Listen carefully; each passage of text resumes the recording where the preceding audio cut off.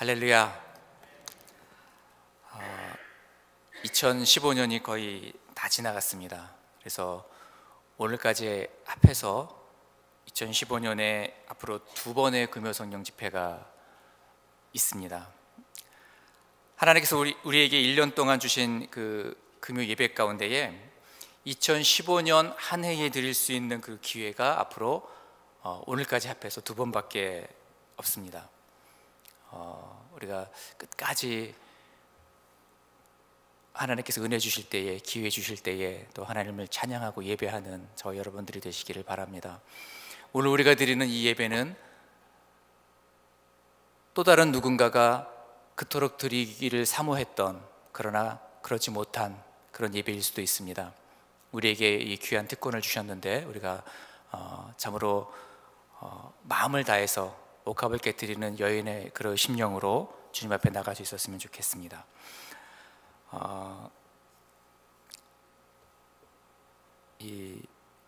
올 한 해 동안 2015년 1월이 시작돼서 이제 12월이 막바지가 다 돼가는데, 한 해 동안 신실하게 이 자리를 지켜오신 여러분들에게 하나님의 넘치는 은혜와 축복이 함께 하시기를 바랍니다.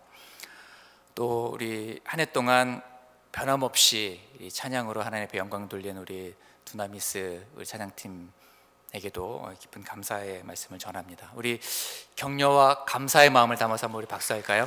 네. 이렇게 시간을 내서 매주 금요일 또 주일 이렇게 헌신해서 드린다는 게 결코 쉬운 일이 아니라고 생각합니다. 특별히 헌신해 주신 여러분들에게 감사를 드립니다. 올 한 해를 돌아보면서 한 해 동안 이 많은 생명들이 태어나기도 하고 또 많은 분들이 세상을 떠나기도 했습니다. 앞으로 2주 후 우리 성탄주일에 유아 세례식이 있을 텐데요, 올 한 해 동안에 많은 아이들이 태어났어요. 하나님께서 생명을 주셔서 귀한 아이들이 태어났습니다. 또 오늘 새벽에는 우리 데니얼 집사님의 아버님이신 강종우 성도님께서 하나님의 부르심을 받고 천국으로 가셨습니다. 어제 오후에 이 데니얼 집사님과 이 카톡을 같이 하면서 그 집사님이 저에게 이런 메시지를 보냈어요. 이제 시간이 얼마 없는 것 같아요. 많이 남지 않은 것 같습니다. 그런 메시지를 저한테 보냈는데 그 말씀이 계속 제 뇌리 속에 이렇게 남아있으면서 하루 종일 많은 생각을 했습니다. 우리는 아직도 시간이 많이 남아있을 거라고 착각하면서 하루하루를 살아가고 있는데, 사랑한다고 말할 수 있는 시간도 얼마 없고, 그리고 고맙다고 말할 수 있는 기회도 얼마 없고, 또 용서한다고 말할 수 있는 시간도 그렇게 많이 주어져 있지 않은 것 같습니다. 내가 먼저 가든 아니면 다른 사람들이 먼저 떠나든 우리가 기회가 있을 때에 후회하지 않도록 마음껏 사랑하고 또 마음껏 고백하고 또 마음껏 감사하면서 그렇게 살아야 되겠다라는 그런 생각을 했습니다. 우리 그런 의미에서 우리 옆에 계신 분들에게 한번 사랑합니다 한번 같이 고백해 볼까요? 주님의 이름으로 사랑합니다. 네. 이렇게 우리가 사랑을 고백할 수 있는 날들이 또 앞으로 많이 있으면 좋겠지만 우리가 장담할 수 없잖아요. 인간의 생명을 주관하시는 하나님의 섭리 앞에서 다시 한번 머리를 숙이게 되면서 또 이 땅에서 하루하루 우리에게 생명을 연장해 주시는 그 하나님 앞에 오늘 나를 불러가시지 아니하시고 오늘 하루를 나에게 더 주셨다면 분명히 하나님이 나에게 더 주신 의미가 있을 텐데 왜 하나님이 오늘 하루를 또 살게 하셨을까?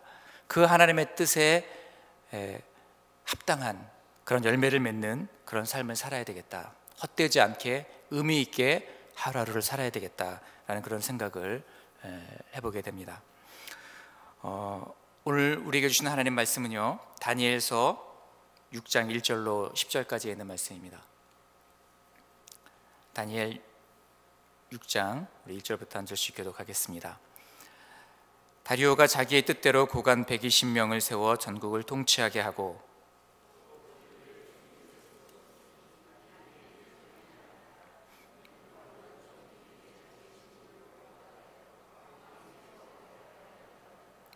다니엘은 마음이 민첩하여 총리들과 고관들 위에 뛰어남으로 왕이 그를 세워 전국을 다스리게 하고자 한지라.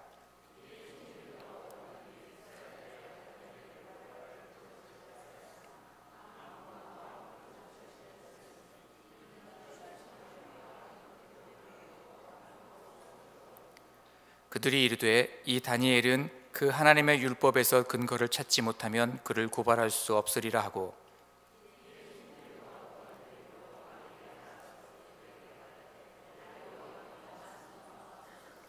나라의 모든 총리와 지사와 총독과 법관과 관원이 의논하고 왕에게 한 법률을 세우며 한 금령을 정하실 것을 구하나이다. 왕이여, 그것은 곧 이제부터 30일 동안에 누구든지 왕 외에 어떤 신에게나 사람에게 무엇을 구하면 사자굴에 던져 넣기로 한 것이니이다.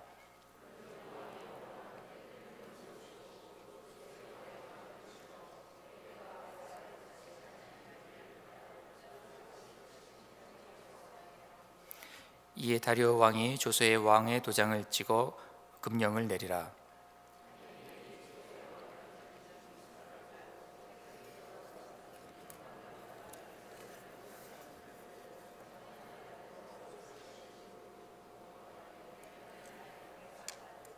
아멘. 우리의 삶을 가장 의미 있게 만드는 것, 우리가 아까 제가 조금 전에 말씀드렸던 것처럼 하루하루 우리의 생명을 연장해 주시는 그 하나님 앞에서 우리의 삶을 의미 있고 보람 있게, 낭비하지 않고 뜻있게 살아가는 삶이 어떠한 삶인가 생각해 보았는데, 우리의 삶을 가장 의미 있게 만드는 것은 감사하는 삶인 것 같습니다. 감사라는 것이 그냥 나오는 것이 아니죠. 깊은 곳에서부터 어떤 경험도 있어야 되고, 또 은혜도 있어야 되고, 믿음도 있어야 되고, 또 그런 것들이 종합적으로 해서 우리의 삶 속에서 이렇게 녹아져서 나오는 것이 바로 감사라고 생각을 합니다. 돌아보면 모든 것이 다 은혜요, 어느 것 하나라도 감사하지 않은 것이 없는 것 같습니다. 그 당시에는 우리가 고난이라고 여기고 또 시험이라고 여겼던 것들, 너무나도 힘든 순간이라고 여겼던 것들이 지나고 나면 하나님의 놀라운 계획 가운데서 이루어진 일이었구나. 그래서 하나님께서 그 일들을 허락해 주셨구나. 나를 이렇게 정금과 같이 단련시키시기 위해서, 더 큰 은혜를 주시기 위해서 이런 일들을 허락하셨던 거구나. 이런 것들을 시간이 지나고 나면 깨닫게 됩니다. 그런데 우리 신앙이 더 깊어지게 되면 고난의 때가 지나가기도 전에, 아직 그 문제가 해결되기도 전에 우리는 우리 마음속에 감사가 넘치게 되고, 승리를 주실 하나님을 알고 믿고 감사하는 그런 믿음이 우리 가운데 생기게 된다고 하는 것이죠. 오늘 본문에 나오는 다니엘도 바로 그런 사람이었습니다. 감사가 뼛속 깊은 곳까지 녹아서 들어가 있는 그런 사람이었어요. 여러분, 역사적으로 보면 이 바벨론의 그 느부갓네살 왕이 유다를 침공합니다. 그래서 유다를 멸망시킬 때에 그냥 가지 않고 유다의 지식인들, 또 젊은 청년들, 그리고 쓸만한 모든 사람들을 잡아서 약 5만 명 정도를 포로로 바벨론으로 끌고 갔습니다. 물론 그때 다니엘도 포로로 끌려갔던 사람 중에 하나였습니다. 그리고 몇 년 후에 다리오 왕이 통치할 때에 이 다리오 왕이 혼자서 이 넓은 땅을 다 다스릴 수가 없기 때문에 전국을 120개의 지역으로 나눴어요.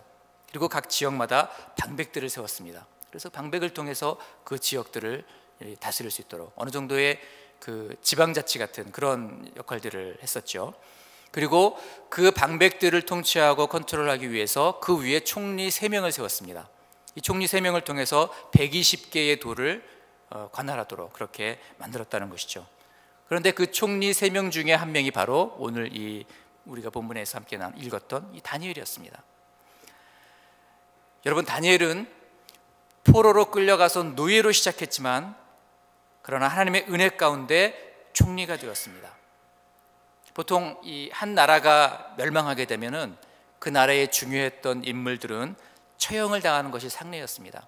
바벨론이 나중에 분열이 되게 되고 메대와 바사로 나눠지게 되고 여러 가지 그런 먹고 먹히는 그런 역사 속에서 계속해서 왕조가 바뀌게 되는데, 그럴 때마다 어김없이 다니엘은 그 위치를, 그 지위를 계속해서 유지하게 되더라는 것이죠. 그 수많은 나라들이 거치는 동안에도 계속해서 다니엘은 고위직을 유지하면서 인정을 받았다는 것입니다. 오늘 본문 3절에도 다니엘이 마음이 민첩하여 총리들과 고관들 위에 뛰어났다, 이렇게 성경은 기록하고 있습니다. 다른 어떤 사람보다도 다니엘이 뛰어났다는 거예요. 여러분, 다리오 왕은 그러한 다니엘을 그 총리 중에서도 으뜸이 되는 사람으로 세우고자 하는 그런 마음이 있었어요. 그래서 그 모든 나라를 다스리게 해야 되겠다 하는 그런 계획을 세웠습니다. 그런데 이 계획이 그만 먼저 다른 사람들 귀에 들어가게 되었어요. 그래서 방백들과 다른 사람들이 다 눈치를 채게 되죠. 그리고 그들이 음모를 꾸밉니다. 다니엘의 명예와 재산과 이 모든 것을 다 박탈하는 것을 넘어서 다니엘을 사자굴에 넣어서 죽여야 되겠다, 다니엘을 이 땅에서 없애버려야 되겠다라는 그런 계획들을 이 방백들과 그 고관들이 세우게 됩니다. 그런데 그냥 이 다니엘을 없앨 수는 없고 뭔가 트집을 잡아서 다니엘을 고발을 해서 그에게 누명을 씌우고 죄명을 뒤집어 씌워서 그를 좀 제거를 해야 되겠는데, 아무리 눈을 씻고 찾아봐도 다니엘에게서 흠잡을 것이 없더라고 하는 것이죠. 총리들과 고관들이 다니엘을 고발하고자 해도 걸리는 게 하나도 없는 거예요. 성경에 아무 근거, 아무 허물도 찾지 못했다, 그렇게 기록하고 있죠. 여러분, 저는 오늘날 이 땅에도 이러한 정치인들, 또 이러한 관리들이 좀 나왔으면 좋겠습니다. 아무리 눈 씻고 찾아봐도 어떠한 허물이나 어떠한 어떤 고발할 만한 근거를 찾을 수 없는, 하나님의 법대로 하나님의 말씀대로 충성스럽게 그 일들을 감당하는 그러한 정치인들과 관리들이 이 땅 곳곳에서 좀 나왔으면 좋겠어요. 이 미국뿐만 아니라 대한민국 땅에도 그런 관리들이 좀 나왔으면 좋겠습니다. 다니엘이 바로 그런 사람이었다고 하는 거예요. 다니엘은 충성되어 아무 그릇됨이 없고 아무 허물이 없었다는 거예요. 그래서 이들이 생각해낸 것이, 아무런 허물도 찾을 수 없는 이 다니엘을 넘어뜨릴 수 있는 유일한 한 가지 방법이 있는데, 그것은 하나님의 율법을 어기게 만드는 그런 상황으로 몰아가게 되면 다니엘은 분명히 그 율법을 지키기 위해서, 하나님의 법을 지키기 위해서 왕의 명령을 거역하게 될 것이다, 그거 외에는 다른 방법이 없다, 그렇게 결론을 내렸다고 하는 것이죠. 여러분, 이것을 뒤집어서 생각해 보면 믿지 않는 이방인들도 다니엘이 얼마나 신실하게 하나님을 섬기고 있는지 그것을 인정할 정도로 그렇게 다니엘이 믿음이 깊었다는 거예요. 그렇기 때문에 다른 방법으로는 다니엘을 넘어뜨릴 수 없고, 신앙을 걸고 넘어지면 다니엘은 분명히 왕의 명령 대신 하나님을 붙잡게 될 거다, 그렇게 이방인들도, 이방 고관들도 그렇게 인정을 했다고 하는 것이죠.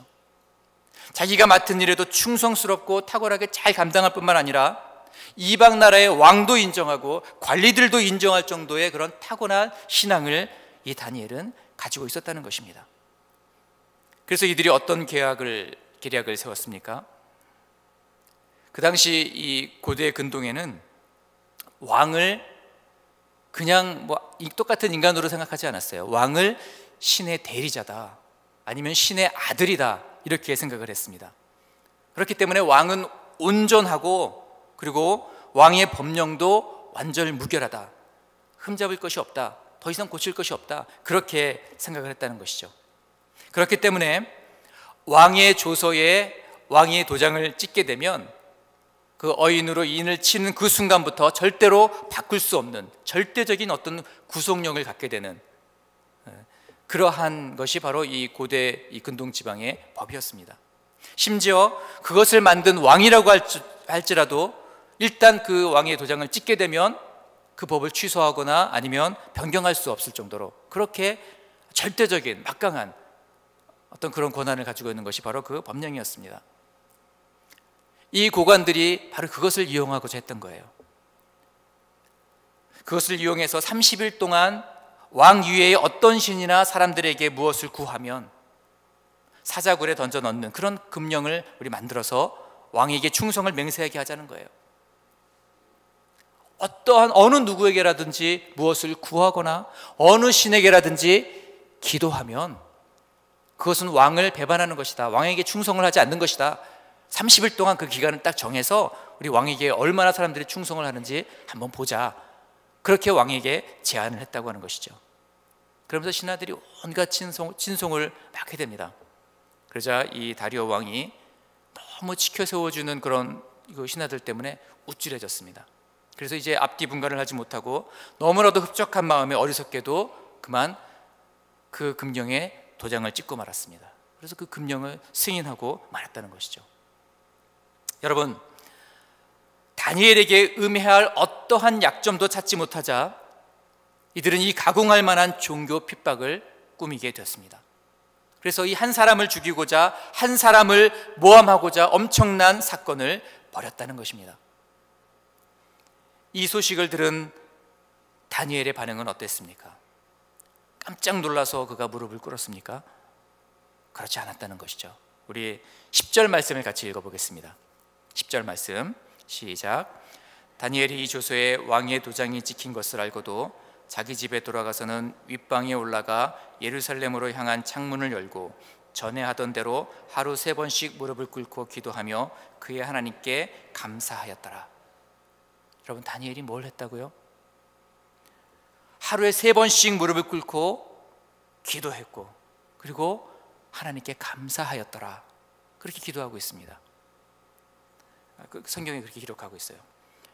여러분, 10절 말씀에 의하면 다니엘이 이 사실을 알고 있었다는 거예요. 이 신하들이 이러한 모함을 꾸몄다는 것도 알고 있었고, 그리고 왕이 그것에 사인을 했고 도장을 찍었고, 이것을 어기면 사자굴에 들어가게 된다는 것도 충분히 알고 있었다고 성경은 말하고 있습니다. 이미 모든 것들을 다 알고 있었어요. 그럼에도 불구하고 내가 지금 죽을 수도 있다는 것을 알면서도, 사자굴에 던져질 것이라는 것을 알면서도 하나님께 나가서 기도하고 감사했다고 성경은 기록하고 있습니다. 모르고 행한 것이 아니라 분명히 알았다는 거예요. 위기의 상황 속에서 그는 생명의 위협을 느꼈습니다. 충분히 그가 너무나도 지금 위급한 순간이라는 것을 알 수 있었습니다. 그런데도 그는 절망하지 않고 포기하지 않고 비난하지도 않고 하나님을 원망하지도 않았습니다. 불평도 없었습니다. 단지 하나님께 감사 기도를 했다는 거예요. 이 지금 위급한 그 상황 속에서, 내 생명의 위협이 느껴지는 이 상황 속에서 하나님께 감사하는 그런 기도를 했다고 성경 기록하고 있어요. 여러분, 참으로 놀라운 믿음이 아닐 수가 없습니다. 여러분, 다니엘은 하나님을 선택했습니다. 우리 일상생활 속에서 우리가 얼마나 많은 선택의 기회가 있습니까? 우리가 수많은 것들을 선택해야 하는 그 상황 속에서 날마다 우리는 놓여 있지 않습니까? 그런데 다니엘은 다른 것을 선택하지 않아요. 늘 하나님을 먼저 생각합니다. 먼저 하나님을 선택합니다. 생명보다도 하나님을 택합니다. 부귀와 명예보다도 그는 하나님을 택했습니다. 그렇기 때문에 그는 엄청난 위대한 삶, 용기의 삶을 살아갈 수가 있었다고 하는 것이죠. 오늘 성경은 말합니다. 그 하나님께 감사했더라.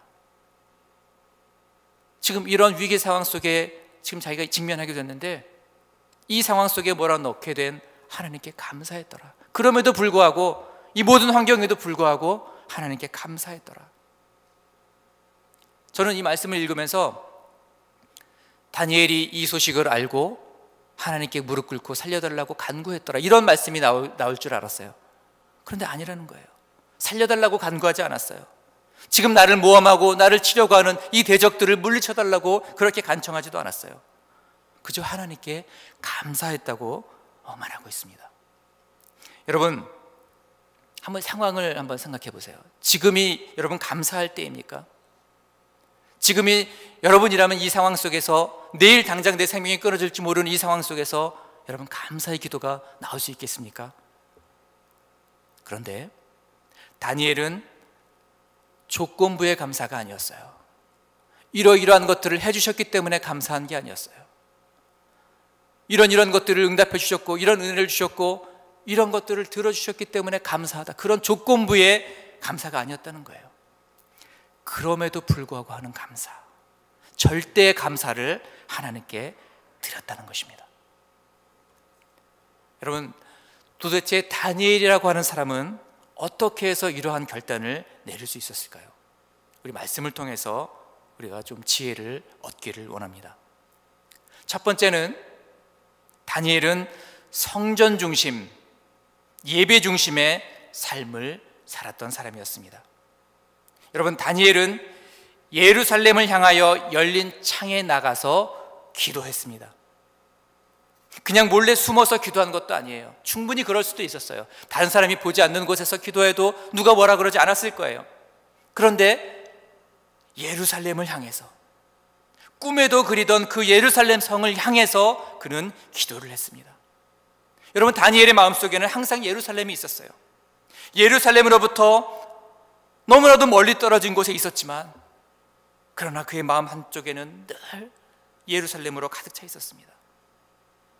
여러분, 예루살렘이 어떤 곳입니까? 하나님의 성전이 있는 곳이에요.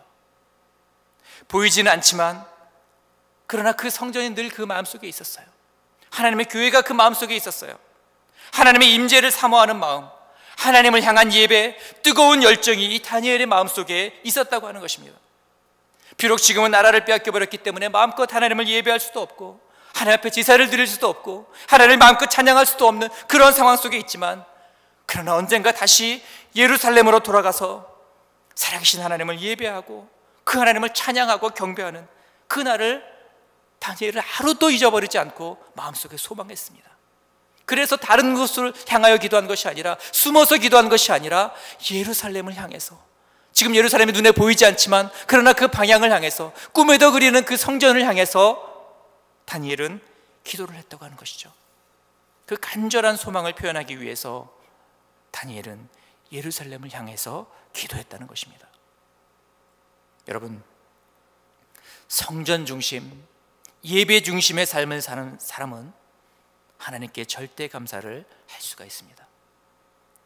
지금 내가 있는 곳이 어느 곳이든지 간에, 그것이 고난의 현장이든 아니면 영광의 자리이든 그것과 관계없이, 지금 내가 핍박을 받고 있든 아니면 생명을 위협을 받고 있든 그것과 상관없이 마음의 중심은 내가 소망하는 예루살렘을 향하여 있기 때문에, 하나님의 성전을, 하나님의 임재하심이 있는 그 성전을 향하여 있기 때문에 하나님을 향해서 마음껏 예배하고 그분을 찬양하고 그분과 뜨겁게 교제할 수 있는 그 예배에 그 마음이 가 있었기 때문에 그는 이 모든 상황을 다 받아들이고 감사할 수 있었다고 하는 것입니다. 다른 것 때문에 그는 마음을 빼앗길 여유가 없었어요. 그의 마음은 예배를 향하여, 성전을 향하여, 주님을 향하여 늘 향해져 있었다고 하는 것입니다. 두 번째, 다니엘의 삶은 기도 중심의 삶이었습니다. 오늘 성경은 다니엘이 하루에 3번씩 무릎을 꿇고 기도했다라고 말하고 있습니다. 여러분, 다니엘은 이 대제국의 총리가 된 것을 의지하지 않았습니다. 그렇기 때문에 절대 권력을 가지고 있었기 때문에, 또 절대 권력인 왕도 의지하지 않았기 때문에 그는 기도할 수밖에 없었습니다. 지금 자기가 가지고 있는 지위가 한 그 대제국의 총리이기 때문에 난 더 이상 구할 것이 없다, 더 이상 아쉬운 것이 없다, 이것에 만족할 수 있다, 그게 아니었다는 거예요. 내 자리가 지금 무엇이든지, 내 직분이 무엇이든지 그것과 상관없이 다니엘은 늘 하나님의 은혜가 필요했습니다. 하나님의 돌보심이 필요했습니다. 하나님의 만져주심이 필요했습니다. 성령의 은혜와 역사가 필요했다고 하는 것입니다. 다른 것을 의지하지 않았어요. 그는 하나님이 주시는 은혜와 그 능력이 아니면 절대로 살아갈 수 없다는 것을 알았기 때문에 기도하기를 멈출 수가 없었다고 하는 것입니다. 하루에 3번씩 비가 오나 눈이 오나 아니면 몸이 아프거나 건강하거나 어떠한 일이 있어도, 심지어 사자굴에 던져지는 한이 있더라도 그는 하루에 3번씩 기도하는 일을 멈출 수가 없었습니다. 왜냐하면 다니엘은 하나님만이 전부였기 때문에 그렇습니다. 다른 것으로도 그 만족감을 줄 수가 없어요. 다른 것으로, 어떤 것으로도 그 마음을 채울 수가 없습니다.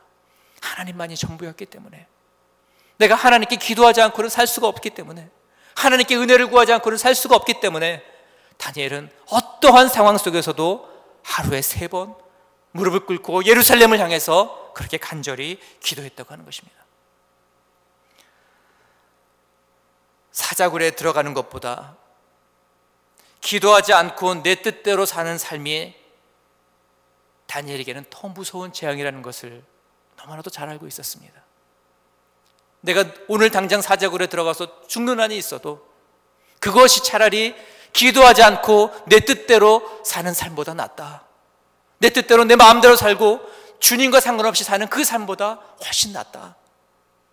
그렇기 때문에 그는 그럼에도 불구하고 주님을 향해서 하루 3번 무릎을 꿇고 기도할 수밖에 없었다고 하는 것입니다. 여러분, 바쁘다고 기도를 멈출 수가 없습니다. 급한 일이 있어도 기도가 먼저입니다. 오늘 성경에 보니까 하루에 3번씩 무릎을 꿇고 기도했다는 그 내용 앞에 전에 행하던 대로 라는 그런 수식어가 있습니다. 여러분, 다니엘은 지금 내가 생명의 위협이 느껴졌기 때문에 그때서 부랴부랴 하루 3번 무릎 꿇고 기도했던 것이 아니라는 거예요. 다니엘의 기도는 하루 이틀 하고 마는 그런 기도가 아니었어요. 전에 행하였던 대로. 그 이전부터 다니엘의 기도 생활은 꾸준히 이어졌다고 하는 거예요. 마치 하루 3끼 밥을 먹는 것처럼 하루 3번 기도하는 것이 그의 일상의 삶이 되어버렸다고 하는 것입니다. 여러분, 요즘에 얼마나 많은 사람들이 은혜의 한탕주의에 빠져 있는지 모릅니다. 마치 한꺼번에 로또에 당첨이 돼서, 복권에 당첨이 돼서 일확천금을 얻고 대박을 터뜨려서 인생을 바꿔보기를 원하는 것처럼. 여러분, 이 로또의 1등에 당첨된 확률이 얼마인 줄 아십니까? 800만 분의 1이라고 해요. 이 800만 분의 1이라고 하는 이 확률은 한 사람이 1년에 벼락을 2번 맞을 확률이랑 똑같다는 거예요. 한 사람이 1년에 교통사고를 5번 당할 확률이랑 똑같다는 거예요. 거의 불가능한 일이죠. 그런데 사람들은 그 일어나기 힘든 일에 모든 것을 겁니다. 그것이 마치 자기에게 일어날 것이라고 하는 그런 환상을 갖습니다. 그래서 정상적인 방법으로 열심히 일해서 돈을 버는 것이 아니라 한 방에 돈을 벌기 위해서 어리석은 꿈을 꾸는 그런 사람들이 얼마나 많은지 모릅니다. 이것이 허황된 꿈인지 몰라서가 아니라 성실하게 노력하며 사는 것에 지쳐있기 때문이라는 것이죠. 그런데 여러분, 은혜의 세계에도 이런 한탕주의가 여러분 존재한다는 것을 아십니까? 자기의 죄를 죽이고 자기를 부인하면서 사는 일, 그리고 기도하며 하나님과 깊이 교제하는 일, 말씀을 통해서 매일매일 그 음성을 들으면서 하나님의 인도하심을 받는 일, 이것이 매일매일 거듭돼야 우리는 살아갈 수가 있습니다. 그래야 우리가 깊은 은혜 가운데 들어갈 수 있다고 하는 거예요. 많은 그리스도인들이 하루하루 이렇게 사는 것을 싫어합니다. 힘들어합니다. 당장 뭐가 일어나지 않기 때문에 지겨워합니다. 그리고 뭔가 일이 터지고 급한 일이 생기고 그때 부랴부랴 하나님을 찾고 매달리고 부르짖게 된다고 하는 것이죠. 어느 날 갑자기 어떤 커다란 은혜가 한 방에 부어져서 모든 문제들이 다 해결되기를 원한다고 하는 것이죠. 여러분, 물론 우리 하나님께서는 너무나 좋으신 분이기 때문에 그렇게 은혜를 부어주실 때도 있습니다. 정말 필요한 사람에게 그렇게 은혜를 부어주실 때도 있어요. 그런데 이렇게 쉽게 끓는 철이 쉽게 식는다고 그러죠. 그렇게 한 방에 받는 은혜가 금방 식고 한 방에 무너질 수가 있습니다. 여러분, 그 한국에서 선교한국이라는 그 세미나가, 그 기도회가 뭐 2년마다 한 번씩 있나요? 그렇게 계속해서 일어나는데, 한 번 집회가 있을 때마다 10만 명 넘는 청년들이 헌신을 합니다. 내가 선교사로 나가겠습니다. 10만 명의 사람들이 일어나서 막 헌신을 하고 내가 어느 지역 선교사로 가겠습니다. 막 뜨겁게 끓어오릅니다. 그런데 그 사람들이 다 지금 어디가 있습니까? 다 흐지부지 다 식어버렸다는 거예요. 한 번에 막 끓어오르는 것은 그 외에 그것을 통해서 한번 은혜를 체험하고 계속해서 끊임없이 성령의 기름이 부어질 때 그 불이 계속해서 타오르게 되는 것인데, 한 방에 뭔가 해결하라고 할 때 그것은 위험할 수가 있다고 하는 것이죠. 은혜의 한탕주의는 금방 식어버리기가 쉽다고 하는 것입니다. 매일매일 기도로 살아가는, 말씀으로 살아가는 그런 은혜 중심의 삶, 다니엘은 이것을 통해서 절대의 감사의 자리로 나갈 수 있었다고 하는 것입니다. 그냥 당장 급하니까 기도했던 것이 아니라는 거예요. 다니엘은 포로로 끌려올 때부터, 아니 포로로 끌려오기 그 전부터 어렸을 때부터 늘 하나님 앞에 하루 3번씩 무릎 꿇고 기도했던 것, 이것이 삶이 되었고 생활이 되었고, 그리고 그것 없이는 살 수 없었던 그런 사람이라고 하는 것이죠. 그러한 기도 중심의 삶을 사는 사람이 하나님 앞에 절대의 감사의 자리로 나갈 수가 있게 된다고 하는 것입니다. 세 번째로 다니엘은 감사 중심의 삶을 사는 사람이었습니다. 하나님께 감사하였더라. 여러분, 다니엘은 노예로 끌려왔는데 하나님의 은혜로 총리가 되었습니다. 처음부터 총리가 된 것이 아니었어요. 목숨을 걸고 뜻을 정하여 하나님 앞에서 거룩을 지키라고 몸부림을 쳤더니 하나님께서 그가 총리가 되는 자리까지 나갈 수 있도록 은혜를 베풀어 주셨어요. 여러분, 포로로 끌려왔던 노예가 총리가 된다고 하는 것은 요셉 이후로는 없었던 일이었어요. 불가능한 일이었어요. 기적이 아니면 불가능한 그런 일이었습니다. 그런데 다니엘은 이러한 일들을 행하신 하나님에 대한 신뢰가 있었어요. 하나님이시라면 능히 나를 사자굴에서 건져내실 것이요, 그리 아니하실지라도, 나를 사자굴에서 건져내주지 않는다고 할지라도 실수가 없으신 하나님의 놀라운 섭리가 있을 것이다. 그 하나님을 향한 분명한 신뢰가 있었기 때문에, 그 하나님을 믿었기 때문에 다니엘은 이 상황 속에서도 감사를 할 수가 있었다고 하는 것입니다. 사자굴에서 죽는 것이 하나님의 뜻이라면 그것마저도 감사로 받아들일 만한 그러한 준비가 다니엘은 되어 있었다고 하는 것입니다. 감사로 제사를 드리는 자가 나를 영화롭게 하나니 그의 행위를 옳게 하는 자에게 내가 하나님의 구원을 보이리라. 시편은 말씀하고 있습니다. 여러분, 절대 감사의 삶은 하나님을 영화롭게 합니다. 우리가 감사로 하나님 앞에 제사를 드릴 때 하나님을 영화롭게 한다고 말씀하고 있어요. 그리고 그러한 자에게 하나님의 구원을 보여주시겠다고 말씀하고 있습니다. 여러분, 이러한 절대의 감사의 삶 속에서 기적이 일어납니다. 다니엘에게 어떤 일이 일어났습니까? 사자굴에 던져진 다니엘이 멀쩡하게 살아서 나왔습니다. 하나님이 천사를 보내서 사자의 입을 봉하셨고, 그리고 다니엘의 몸은 조금도 상하지 않는 그러한 모습으로 사자굴에서 나올 수가 있게 되었다고 하는 것이죠. 여러분, 절대 감사의 삶을 사는 사람에게 하나님께서 특별한 은혜를 부어주실 줄로 분명히 믿습니다. 감사할 수 없는 상황에서도 감사하는 자를 우리 하나님께서 높여주시고 영광의 자리로 이끌어 주십니다. 병든 몸을 치유해 주시고 어려운 문제들이 해결되고 하나님께서 형통케 해주시는 그런 역사가 일어난다고 하는 것이죠. 그러나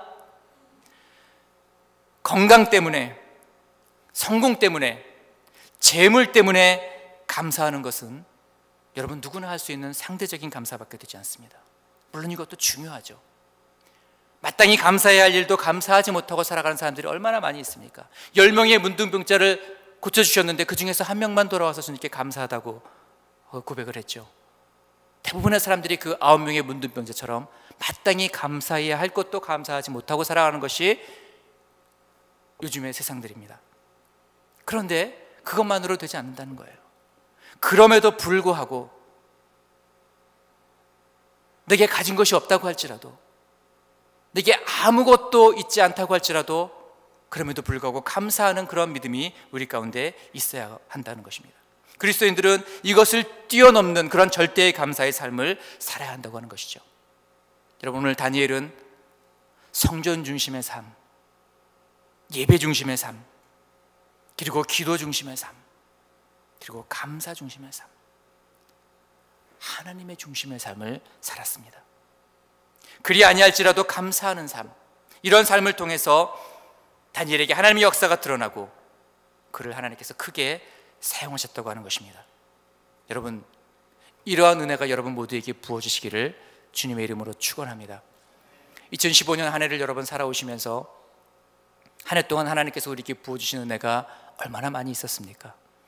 우리가 하나님 앞에 올려드려야 될 감사의 제목들이 얼마나 많이 있었습니까?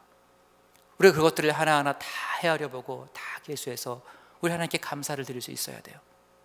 뿐만 아니라 올 한 해 동안 여러분들 얼마나 힘든 일들이 있었습니까? 수많은 고배들이 있었고 역경들이 있었고 사방을 우겨싸임을 당한 것 같은 그러한 어려운 상황 가운데 처했을 그런 경우도 여러분도 있었을 것입니다. 여러분, 다니엘처럼 그러한 상황에서도 감사하는 여러분들이 되시기를 바랍니다. 그 감사는 어디서부터 나옵니까? 하나님을 향한 신뢰에서 나옵니다. 하나님은 선하시고 그 하나님께서 나를 사랑하시기 때문에 나를 반드시 선한 길로 인도하실 거야. 나를 멸망의 길로 인도하지 않으시고 합력하여 선을 이루시며 하나님의 그 아름다운 길로 나를 반드시 인도해 주실 거야. 나의 아버지께서 나를 먹이시고 입혀주실 거야. 이러한 신뢰가 있기 때문에 어떠한 상황과 환경 속에서 우리는 하나님 앞에 감사를 드릴 수가 있다고 하는 것입니다. 여러분, 이러한 은혜가 여러분 가운데 부어지시기를 간절히 축원합니다.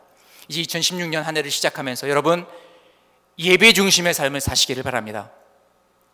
내 삶 속에서 삶으로 드리는 예배, 내가 있는 그 처소에서 기도로 하나님 앞에 드려지는 예배, 모든 상황 속에서 감사로 드려지는 삶, 이런 삶을 통해 하나님 앞에 영광을 돌리시는 저와 여러분들이 되시기를 간절히 축원합니다.